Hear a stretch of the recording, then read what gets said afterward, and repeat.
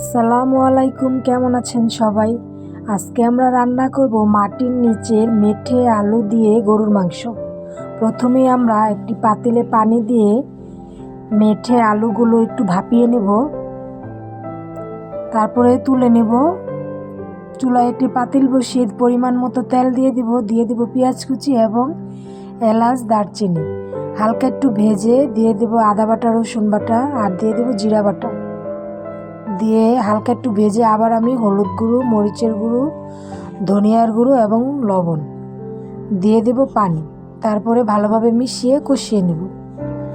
এরপরে আমি দিয়ে দেব গরুর মাংস, দিয়ে ভালোভাবে মিশিয়ে ঢাকনা দিয়ে ঢেকে দেব।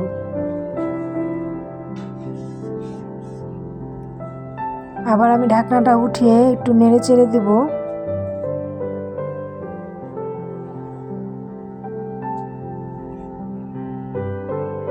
তারপরে আমি মাংসগুলো কষানো হয়ে গেলে দিয়ে দেব মেটে আলু।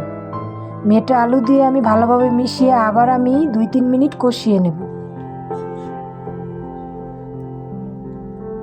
তারপরে আমি ঢাকনাটা উঠিয়ে আবার একটু নেড়ে চেড়ে দেব।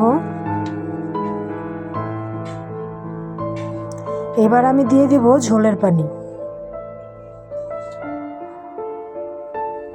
পানি দিয়ে ভালোভাবে মিশিয়ে ঢাকনা দিয়ে ঢেকে দেব। এই পর্যায়ে আমি দিয়ে দেব কয়েকটি কাঁচামরিচ এবং জিরের গুঁড়া দিয়ে আমি ভালোভাবে মিশিয়ে নেব। বাস, তৈরি হয়ে গেল আমাদের মেটে আলু দিয়ে গরুর মাংস। ভিডিওটি ভালো লাগলে লাইক, কমেন্ট, শেয়ার এবং সাবস্ক্রাইব করে দেবেন। ধন্যবাদ সবাইকে।